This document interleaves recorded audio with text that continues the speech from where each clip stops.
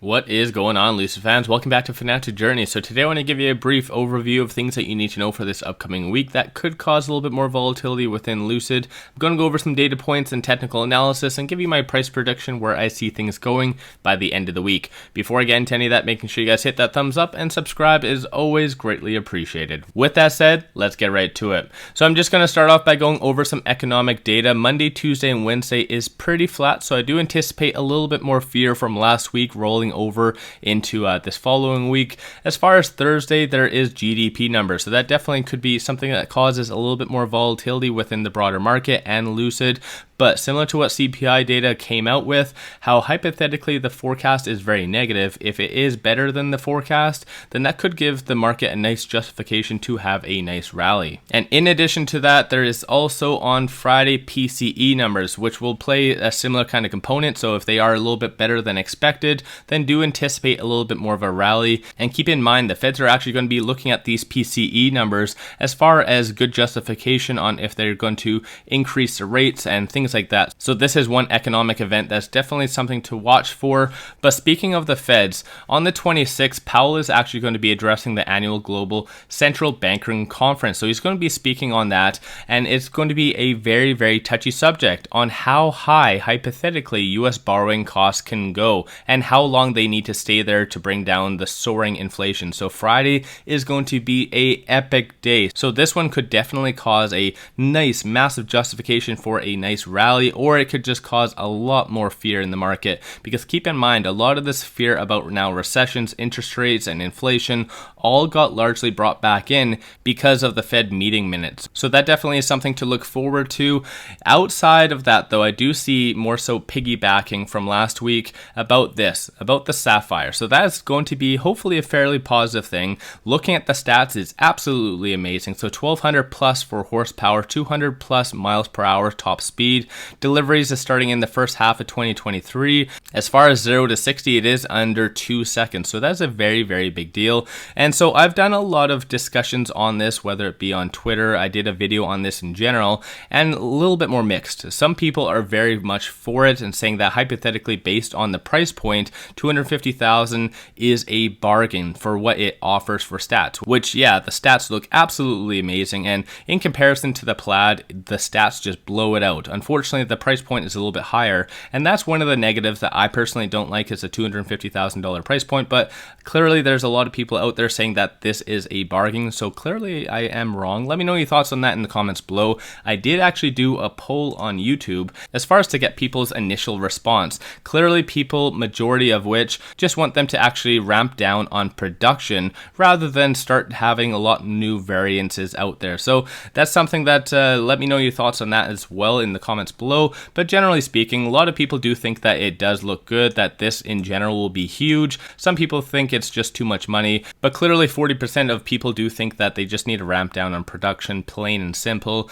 And I think that's just piggybacking off the Q2 earnings. A lot of people were not, and still are not, happy about them cutting production down to 6,000 to 7,000. So overall, let me know your thoughts on all of that. I do see this piggybacking more so into this week as well. So that's something that could be a little bit more of a positive, or could be negative once we do get a little bit more articles out on it. And as well, if we do get a little bit more additional reviews, that definitely never hurts anyone. So that might play a little bit of a volatile part in the grand scheme of the week.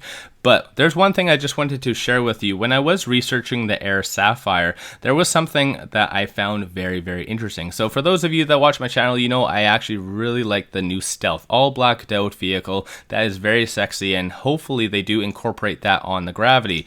But in this article about the Sapphire, it does ultimately say that it will come available to the version above. So insinuating it's going to be ready for and available for the Sapphire. So that's going to be a very, very interesting component, because the Sapphire, imagine all of this in blacked out. So that is going to be one very sexy vehicle. So let me know your thoughts on that in the comments below. But I know a lot of people do really like the Sapphire blue. So yeah, I don't know, it's a little bit more mixed on that. But outside of everything I just mentioned, there isn't really anything that could cause a little bit more volatility within Lucid and the broader market, with the exception of technicals, because institutions are still consistently buying. I bring this up all the time, and this is all the dark pool transactions just from Friday Friday alone. So clearly a lot of big money still is buying all the time. So these are still all the transactions just from Friday. So still a substantial amount of value is seen in Lucid. So that could be seen as a very positive thing. But on the technicals though, this is giving a little bit more of a different picture. So I do have the 50, 100, 200-day moving averages,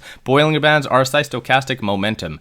Based on Friday, it does appear that on stochastic, there is a deviation starting to occur. Red line above the black showing a bear sentiment is wanting to form. Momentum, number of retail investors are clearly down, a little bit more fearful about the broader market. RSI is currently at 39, and on the actual chart, we actually did close outside the Bollinger Band. And 9 times out of 10, that doesn't necessarily happen unless there's a justifiable cause. So Friday was a little bit more of an abnormality, but based on the actual technicals, it does look like we're breaking down a little bit. And looking at the Fibonacci as of right now, I've always said 1879 is a very pivotal point, which technically that is the 50-day moving average. So you already know I've been stressing that 50-day moving average to you guys, that we unfortunately been hammering at it and unable to get over that. And so as you can see, the S1 is at 1672. We did close on Friday at 1675. If for any reason we do close below the S1, then do anticipate most likely we'll be touching the S2, which is 1544.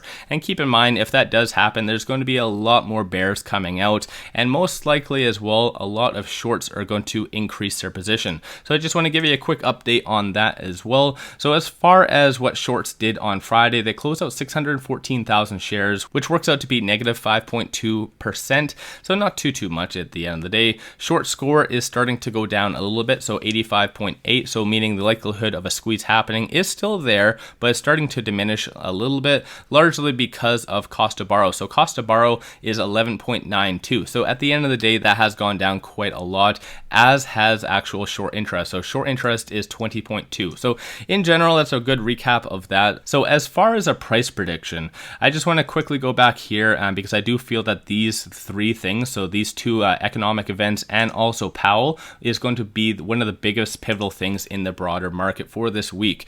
GDP numbers, I personally feel that they're going to be in line, if not a little bit worse off. But keep in mind, I'm not a financial advisor or a guru or anything, just a big Lucid fan. So make sure you do your own due diligence at the end of the day. And so now looking at PCE, that one is a little bit more of an interesting component because that largely takes out the energy component. So that's one of the biggest differences between PCE and CPI. Obviously, there's other aspects of that, but when it came down to the CPI data that did come out, energy was down significantly, roughly about 4.6%. Other basket items went up 4.6%. So most likely PCE is going to go up. Right now there is no forecast, but the previous was up 1% from the month over month. So again, that might be a little bit more of a negative that causes a little bit more of a downtrend. And obviously when it comes down to Powell speaking, that's just more Russian roulette. It could go completely either way, and it doesn't really matter what he says. It's just, if a lot of people misinterpret what he's saying as whatever they want it to do, then that could cause a little bit more volatility. Hopefully that made sense at the end. But generally speaking, as far as a price prediction, I actually think that this week might be a little bit more negative broadly at the end. Obviously, there's going to be good opportunities to flip if you are getting into Lucid, but personally, I think a low is going to be around the high 15s. Possibly we might be able to rebound post Powell speaking, which could take us to maybe around 17, possibly 1750, but based on this, I don't think we have justification for this week alone to get over this pivot point of 1879. So I do anticipate a little bit more of a red week, but like I said, I always like to give you the good, the bad, and the ugly, and sometimes it just sucks, it's ugly, but this is just short-term noise. Always invest in the long term. This is my own 2 cents, and ultimately what you should always do, there's tons of articles coming out right now saying that potentially we might be going down. But the best way to do it is not to always try and catch the bottom. It's dollar cost average. So that's my own 2 cents, and I personally do feel that is a very good rule to follow. But with all that said though, I appreciate you guys watching. Don't forget to hit that thumbs up and subscribe, which is always greatly appreciated. And don't forget to let me know your thoughts overall on Lucid, where you see things going by the end of the week as well. But with all that, I appreciate you guys watching, and let's all make a lot of money on Lucid.